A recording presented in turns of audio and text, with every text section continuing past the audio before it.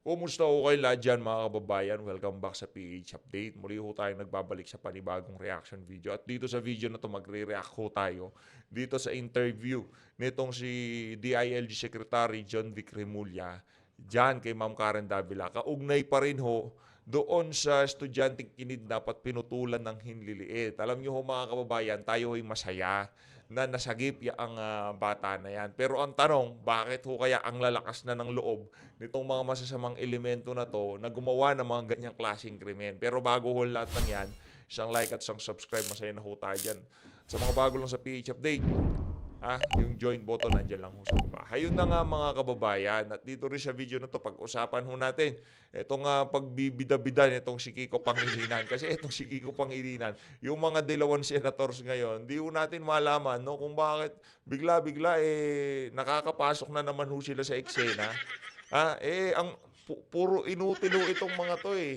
'Di ba nung panahon ni Tatay Digong, ni isa nga doon sa 8 Diretso, walang nakapalag, pero ngayon nagkakaroon na naman ho ng traction itong mga walang yang to. Ibig sabihin, meron na naman hong nabubudol itong mga dilawan na to. Ang sinasabi nila, noong panahon ng mga dilaw, mas mahusay kami kaysa dito sa panahon itong si Marcos Jr. Posible. Malamang magkaparehas lang kayo itong dalawang administrasyon na to, talagang silang magkalibel.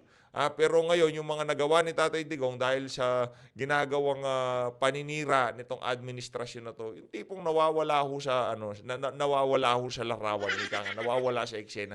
Kaya kailangan ho nating banatan, kailangan ho nating pag-usapan itong mga walang kwentang punto de vista ng mga dilawan senatorial candidate kagaya nitong si Kiko Pangilinan. Umpisahan natin ang ating talakayan dito kay DILG Secretary John Vic Remulla. Makibalita ho tayo kung ano ba nangyari dyan. Ibinigay ba yung $20 million na ransom? O ginurgur ba nila yung mga kriminal? Kasi kung panahon lang ho ni Tatay Digong yan, wala na yan eh. Kumbaga sabihin nila, naglaban yung mga yan. Pero kung nakita nyo lang ho mga kababayan, yung video na kung saan yung estudyante para ipakita na ano pa siya, tawag dito, buhay pa, yung hinliliit. Pero sa tingin ho natin, marami hong katanungan na dapat masagot dito sa insidente na to eh. Tayo ay diskumpiyado na yung bata na tinanggalan ng hinliliit, ang tawag dito, kung ano pa matigas na kasi yung kamay kung makikita nyo ho dun sa video Kaya, ano ba to? Publicity stunt na lang ba to ng administrasyon para mapakita sa mga sa sambayan ng Pilipino na nagagawa ng mga otoridad ang kanilang trabaho? Nasaan ho si Romel Mardil habang pinag-uusapan itong mga ganitong klaseng issue? Ang problema kasi, masyadong abala ang administrasyon sa pamumulitika. Kaya yung mga masasamang elemento, talagang nagdiriwang sila ngayong mga panahon na to. Hindi, wala akong humahabol sa kanila Hinahabol ng administrasyon yung mga vlogger na nagsasalita laban sa kanila. Kaya sa tingin ho natin, kailangan ho ng imbestigahan, ng malalimang investigasyon dito sa insidente na to. Dapat magtanong ang sambayan ng Pilipino kung ano nga bang nangyari dito sa partikular na kaso na to. Pakinggan ho muna natin itong si Kiko Pangilinan bago ho tayo pumunta dito kay DILG Secretary John Vic Remulla. Boying ba nasabi ko kanina? Magkamukha kasi ito. Dito ho muna tayo kay Kiko Pangilinan. Taon-taon din naman yung mga lawmakers mismo, mababatas mismo nagsasabi. And in fact, ito, agricultural advocate daw siya. Magsasaka daw siya. Puro pechay na lang naman tinatanim. sa mga Yun. Ang inaalagaan niya, yung silang dalawa nitong si Sharon, yung pechay ni Sharon. Kay Sharon yun Yung mga pechay na yun kay Sharon.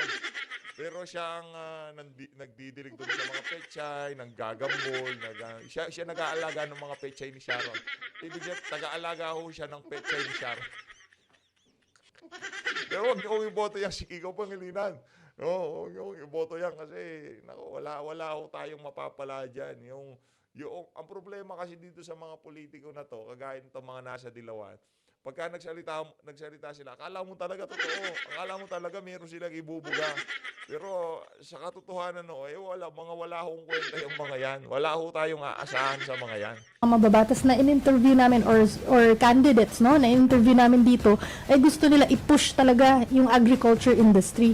Pero bakit hindi pa rin napopondohan yung agriculture industry kung ang mambabatas mismo nagsasabi, kailangan to. And that's why- Senator Kiko, sakay ako dyan sa sinasabi ni Chiki kasi nakita ko kayo para lang mas maintindihan ng viewers natin, nakita ko kayo na si Karen Davila nag-tour kayo doon sa farm para makita yung kung paano yung sustainability. Tapos alam ko na si Tony binigyan nyo ng basket of Yes. gulay. So ano ba yung gusto nyo iparating about Yung ang tawag dito, yung personal farm, malaki ho ang kaibahan niyan doon sa large-scale farming. Malaki ho ang kaibahan niyan. Hindi ho natin pwedeng iahalin tulad dahil itong si Kiko Pangilinan, dinidiligan niya yung pechay ni Sharon Cuneta, ano na yon, kagaya magaling na yan pagdating sa agriculture. Kumbaga alam niya na yung hinaing ng ating mga kababayan. Dalawang magkaibang bagay, yung meron kang farm sa garden mo at meron kang farm na yung talagang pinagkakakitaan nyo. Dalawang magkaibang bagay yan. Yan, pechay lang ho ni Sharon ang dinidiligan yan. Pechay lang ho alam na yun. Minsan, letos ni Sharon. Pero karalasan, yung pechay ni Sharon ang pinagtitripan nitong si Kiko Pangilinan. Kaya hindi ko ibig sabihin na ano yan, okay na yan, magaling yan, pagdating sa agrikultura, matutulungan yan ng ating mga magsasaka. Hindi ho totoo yun, kasinungalingan yun. Tuloy. food security or agri dyan sa inyong mga ginagawa? Well, okay. Strategically, halimbawa, dapat talagang maging time, sabi ko nga nung sinabi ni Presidente Marcos na ibababa niya yung presyo ng bigas sa 20 piso, dapat sinabi niya, ibababa ko ng 20 piso kada kilo, pero sa loob ng 6 na taon ng aking panunungkulan, gagawin natin times 7 ang budget ng agrikultura. Because that's how you will address food security. Gagawin times 7 ang budget ng agrikultura. Saan? Para saan? Magkaroon na naman tayong fertilizer scam. Magkaroon na naman ng nanakawin yung mga nasa agriculture. Magkakaroon na naman ng nanakawin yung mga kamag-anak malalapit sa mga politiko para magkontrata sa mga proyektong gagawin dyan sa Department of Agriculture.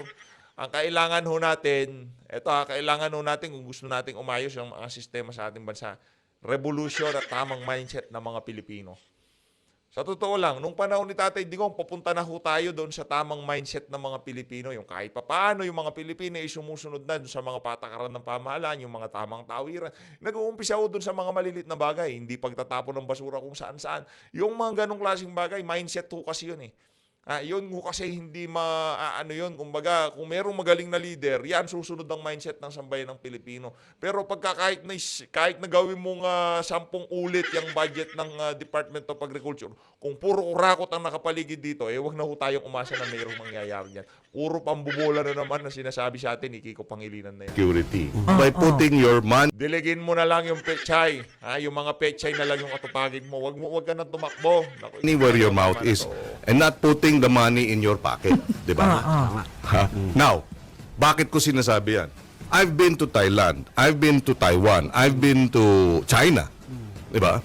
Thailand is spending double government spending sa agriculture kumpara sa atin. Vietnam is spending triple. But both their populations are less than ours. Ang 70 million lang ang Thailand, bakit doble yung budget nila sa pagkain? 90 million ng Vietnam, bakit triple ang budget nila sa pagkain kumpara sa atin? Dahil priority ang pagkain, dahil parang hangin yan So yun ang dapat. Kung yung infra budget, yung public works budget in my first term, this was 2001 to 2007, was only 150 billion. But today, it's about 1 trillion. So kaya mong i-times 7 times 8 over time kung yun ang magiging prioridad. Yun dapat ang gawin.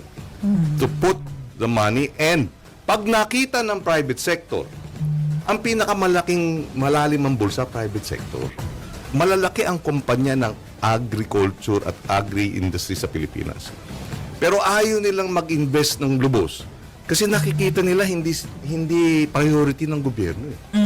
Pag nakita ng private sector na priority ng gobyerno ang agriculture, sila rin tataya In other words, may multiply. Bago natin pabidahan ng mga ganyan, kung yung isang presidente walang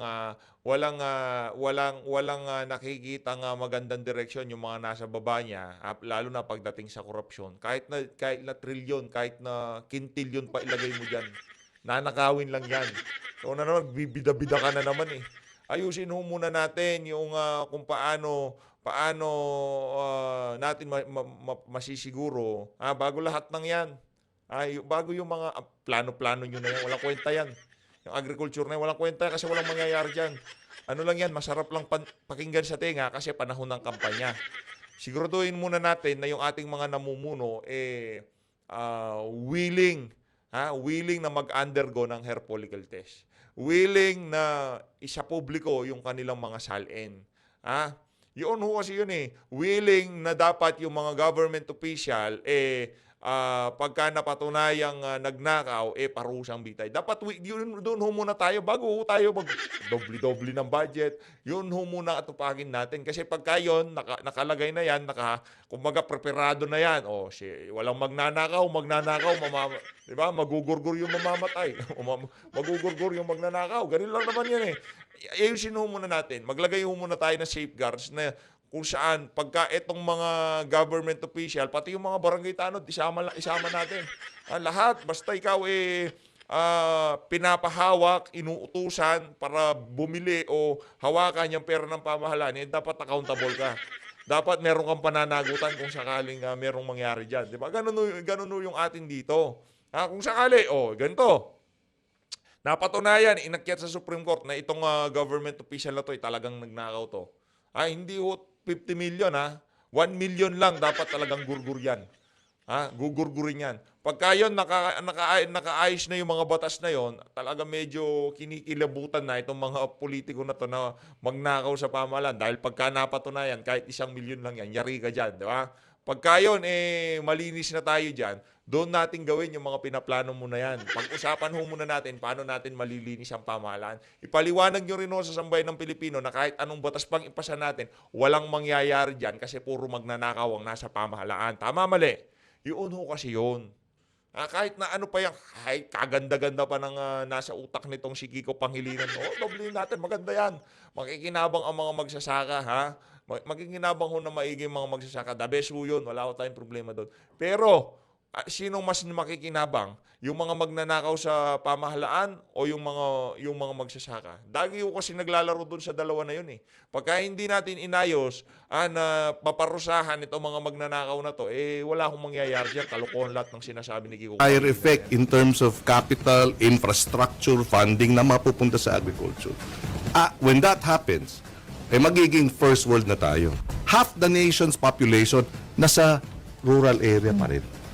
Ang kinikita ng ating farmer, mga 7,000 a month. Dapat ang gobyerno maliwanag at ito ang ginagawa ng ibang bansa. Pag tayo ay gagastos sa agriculture, sa suporta sa farmer, ano ang resulta? Tataas ba ang kanyang kita? Kasi kung hindi tataas ang kita, what's the point of all the billions?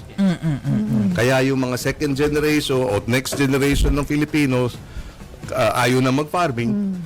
Kaya nga, pinasa natin yung batas ng 2019 sa GIPSACA law. It's really paano dadalhin ang ating mga magsasaka from subsistence farming, baon sa utang, kulang sa credit, kulang sa kapital, into farm enterprise management.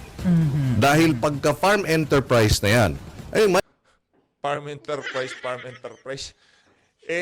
Yung mga anak nga na magsasaka, ayaw na magsaka. Paano magiging farm enterprise?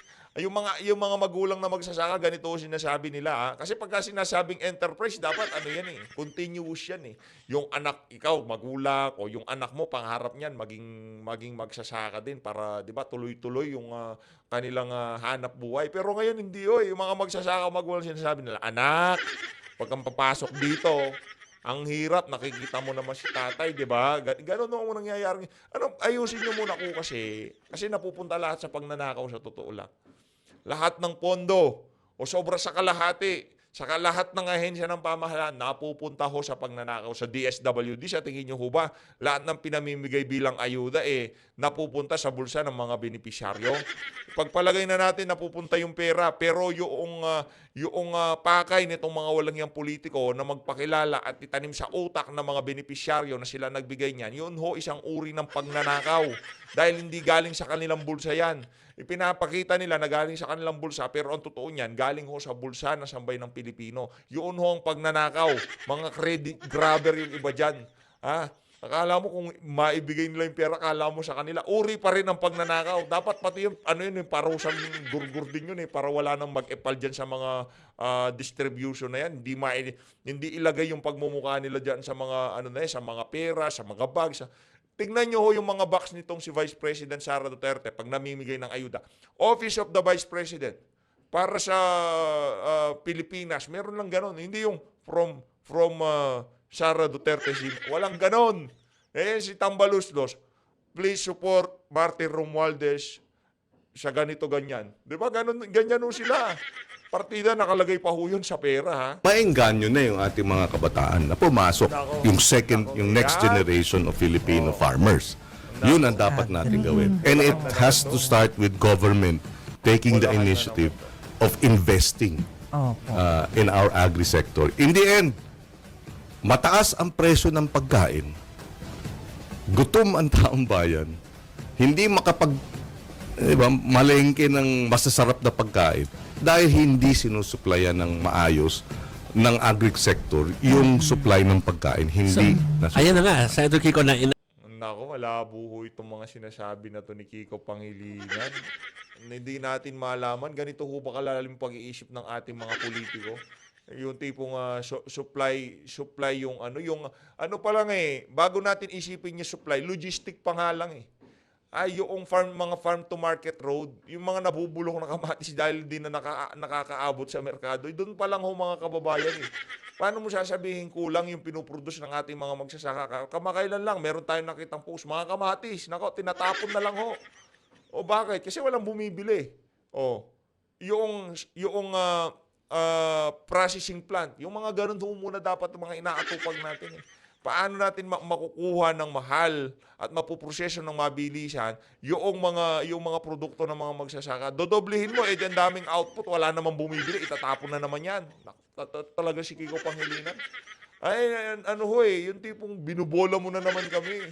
Ngayon nga lang, sinasabi mong hindi ganun katindi ang suporta ng national government. Ang daming natatapong mga agricultural goods, di ba? Yung mga ani nitong mga magsasaka dahil hindi nabibili sa kanila oversupply. Ano nangyayari? Pero pagkaya, wala ho tayong aasahan dito sa mga ganitong klaseng kandidato. Na-connect mo na, isipin ko kasi, medyo technical na nandun tayo sa mga farmer. Wala akong narinig na technical sa sinabi ni Kiko Pangilinan. Sa totoo lang, puro generic lang ho yan. Dodoblehin, bababa, dadami ang pagkain, maraming masarap na Kalokohan! Kahit elementary, alam na pambubola yung ginagawa na yan ni Kiko Pangilinan. At kung ano, di ba? Pero, diligin mo na lang yung pechay ni Sharon. Baka mamatay pa yan. Baka matigang yan, mawalan ng tubig. Diligin mo na lang yun. Yung audience kasi natin ay talaga more of yung mga misis na nasa bahay ngayon. Kasi, tama, so kung paano darating sa kanila yung mga supply. Kasi may mga nagsasabi, okay, naintindihan ko yung farmer, agriculture, pero hindi naman ako farmer. So, pero may epekto pa rin sa kanila, right? Yung pagkain natin. Of course. Exactly. Oo. Diba? Kasi import ng import. Diba? Tapos yung farmer natin hindi na makatanim ng mas marami dahil baon sa utang. Siyempre, yung supply mahal. Di ba? Ang generic ng mga kahit ordinaryong Pilipino, hamunin natin sa debate to, di uubra tong itong tagadilig ng pechay ni Sharon Wala ho yan. Yung mga sinasabi niya na yan, panahon pa ng mga naunang presidente, mga senatorial candidates, sinasabi yan. Hindi ho totoo yan. Wag ho kayong magpabola dyan, lalo na sa mga magsasaka. Ang panawagan ng bawat magsasaka ngayong mga panahon na to, tapusin ang korupsyon sa pamahalaan dahil yan ho ang pumapatay sa industriya ng pagsasaka. Hindi ho sa mga kadahilanan. Yan ho, smuggling, hoarding, yung walang habas na importation. Yan ho ang pumapatay sa industriya ng mga magsasaka. At yung hindi ho napapansin yung tunay na hinanaing. Ano yung hinanaing ng mga magsasaka? Tigilan na yung kaliwat kanang korupsyon sa pamahalaan. Baka nga pagka itinigil itong walang yang korupsyon na to, itong walang hiyang pangungurakot nitong mga politiko na to, baka libre na lahat, binhi, patubig, di ba?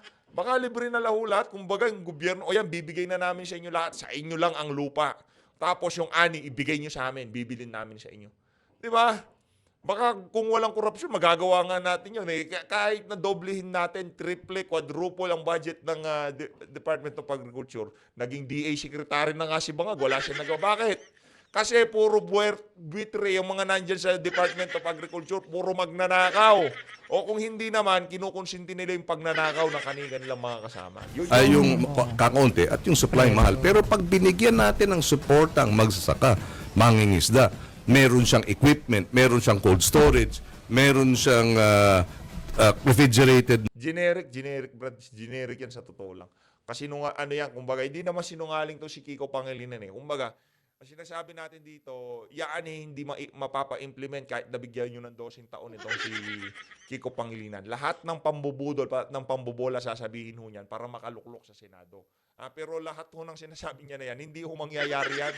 Naku, naging senador ka naman ha. Ano bang kaibahan nung naging senador ka nung panahon ni Tatay Digong? Sabay-sabay ho silang umupo nitong sila Tatay Digs eh. O anong kaibahan, di ba? Naging senador ka naman nun. Bakit hindi mo ginawa yan? Hindi naman ngayon lang naman natin problema yung agrikultura na yan. Matagal na natin problema yan, di ba? Talagang si Coco Pimentel. Magkakamukha kasi pangalan, mga buwisit kayo. Dito tayo kay Sir John Vic at dito kay Ma'am Karen Davila. Ha? Dito sa kaugnay pa rin ho dito yung sa yung kinuhang bata at pinutulan ng hinliliit. Game. Morning to you. Good morning, Karen. Good morning to everyone. All right, let's start first with the president ordering a manhunt for the suspects. How many are we talking about, and where are you with this right now? We are certain that there are 22 members of the syndicate. 4 of them, the leaders of the syndicate, are Chinese, mainland Chinese. Ako. 18 of them are their former bodyguards and former henchmen. Okay, now let's go back to the history of the kidnapping. You said that you suspect that one, is it correct that the father of the boy is involved in Pogo, and the one who initiated the kidnapping is also in the business of Pogo? Pogo to Pogo.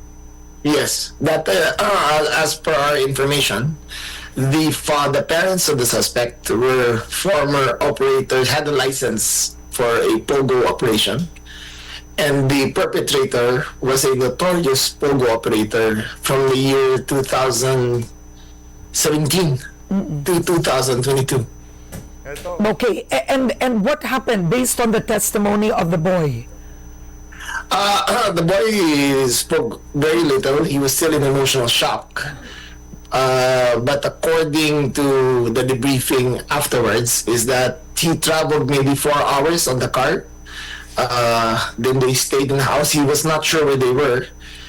And then the conversation that we were monitoring during the entire time was on WeChat. And it was all in Chinese. It was Chinese to Chinese conversation. So we had an interpreter, and we slowly got bits of information from that. All right, and what can you share that was actually in the conversation, in the thread? Well, the first demand was for $50 million. $20 million. $20 million. Ang tanong mo natin dito, okay, pagpalagay na natin, sige, related na naman sa yan sa Pogo. Bakit ngayong mga panahon natin nakikita yung mga ganyang klaseng insidente? Hindi ko ba na, isisisi na naman yan kay Tatay Digong.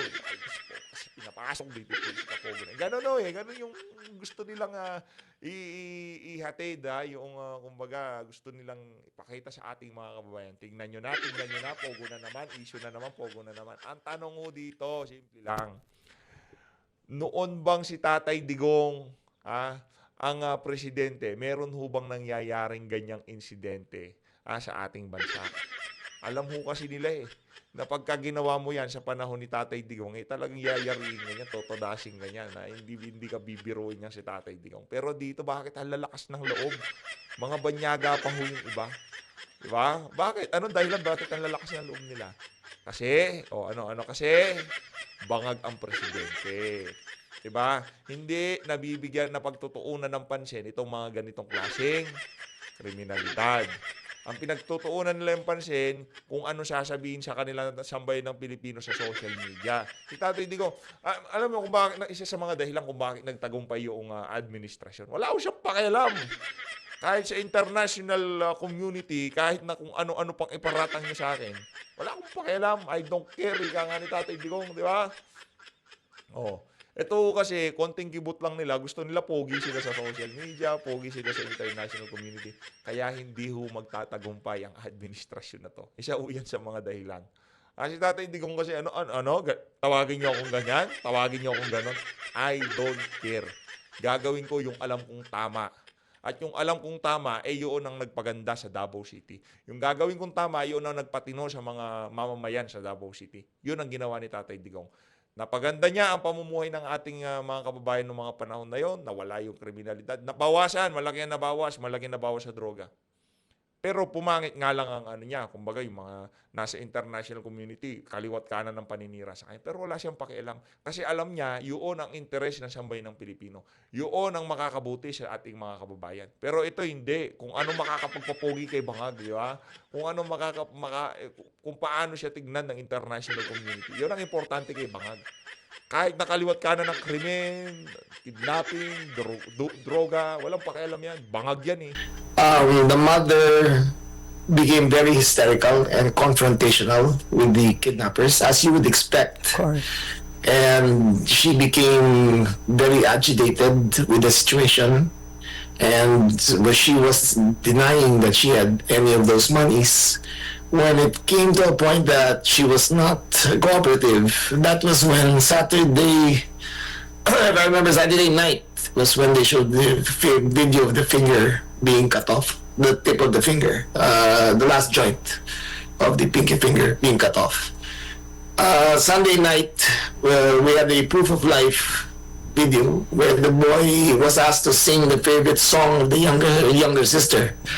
He sang it. He seemed to be in good health, so we were confident. At that time, we were already closing in on them. We had our signal intercept was already in action, and we were fairly certain of how they were moving and where they were moving. Oo. So, Secretary, I'm sorry to belabor this point, but kumanta yung bata, pinakanta nila, matapos nilang putulan yung Yes. bahagi ng pinky finger na gawa pa ng bata? These people are barbaric. They have crossed the line of being human already. They've lost all conscience. They are psychopaths. They will do anything to gain an advantage. That's why we act with quick haste. Naniniwala tayo na kasuklam-suklam yung mga nangyari na yun. Ito, hindi o para yung tipong, kasi yung administrasyon gagamitin nila para lahat panira sa mga Duterte. Pero itong isa na to, kung ano man ang nagawang solusyon ng administrasyon dito sa isa na to, malaki yung pasasalamat natin dyan. At kudos kung hindi man kinulayan ng kahit kakarampot na politika itong issue na to. Pero kinulayan. Siyempre, pagkakataon ni Marcos Jr. para makapagpupugi. Diba? Masaya ko tayo na nasagip yung bata at kung magugurgor yung mga barbaric na yun, kung ano man yung description nitong si John Vic Remulla, masaya ko tayo. At kung naging dahilan man ng hindi pagkakaunawaan nitong si John Vic at nitong si Marbil, dahil dyan sa pangyayari na yan, issue na naman.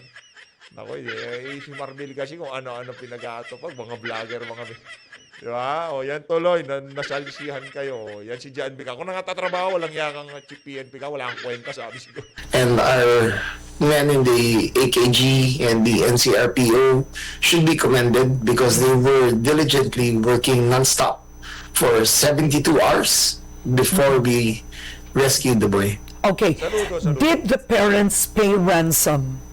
No, they did not. They Really? did not put out a single cent. Oh, so I'm gonna get there, on how the rescue happened. The body of the driver, supposedly the driver was found in San Rafael in Bulacan. Is it confirmed Yes. that this was the boy's driver? Yes, it is confirmed. It was the second vehicle that they used. The first vehicle was a Ford Everest, was abandoned on the flyover in C5, exit southbound, exiting Taguig.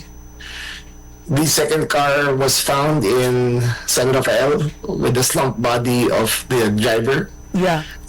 According to the contents of the cell phone of the driver, he was again, but he is not here to defend himself anymore. But according to the contents, he was in cahoots with the perpetrators of the crime. He was part of the syndicate. Oh. And according to the information that we got, he was only in the employ for 1 month before Wow. the incident happened. Yes. Bago yung driver. Very, very new. Very, very bagong-bago sa kanila. Oh, Halos di nila kilala. Okay, but if he was in cahoots with the suspects, why would they kill him?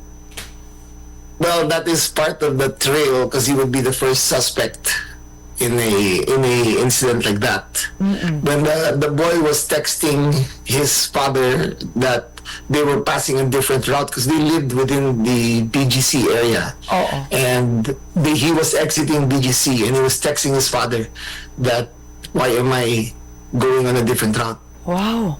And then, So, and then when they exited, they transited into another car together with the driver, and it looks like maybe 6 hours after the incident, they killed the driver already. okay. Now, Secretary Remulla, how did the rescue transpire? Tell us about that. So, the last one you said was after they cut off the pinky finger, they sent a video of the boy singing to the parents where he was in good spirits, right? Miraculously. Yes. What happened after that? Well, the cell phone that we retrieved from the driver revealed a lot of details of who his contacts were. I think there were maybe 20 cell phone numbers that he was in contact. So we used those numbers to intercept and to locate the signal. Oo. Our EKG is very equipped. They have all the latest equipment. We had 30 teams around Metro Manila, and one of them was in Parañaque. We picked up the signal there, and there was only one unit that was able to respond.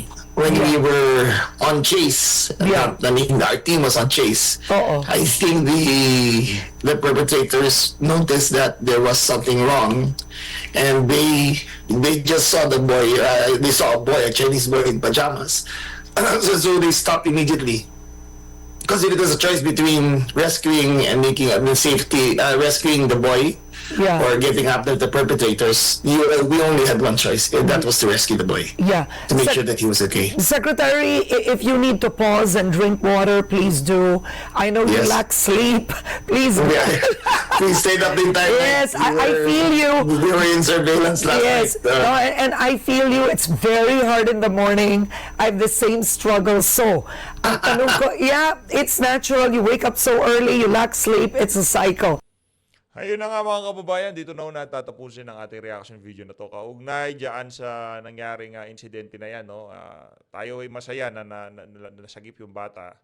Kung binigay man yung ransom, nagurgur itong mga ano na to, ang importante ho, ligtas yung bata. No? Yun ang importante doon. Maraming salamat ho, mag-ingat ho kayo lahat. Ano magagawa natin? Hindi pa ho yan ang huling insidente na mangyayari ang mga ganyang klaseng kaganapan. Dahil yung mga kriminal ngayon, lalakas ng loob. Dahil alam nila, hindi naman sila hahabulin itong si Marcos Jr. Alam ho nila na merong ibang pinagkakabala ng pamahalaan. Kaya, okay lang yan. O, sige, bibira tayo ng bibira. Yan ang mindset ng mga kriminal ngayong mga panahon na ito. Wala na ho silang takot. Maraming salamat po mga kababayan. Mahal natin ang Pilipinas.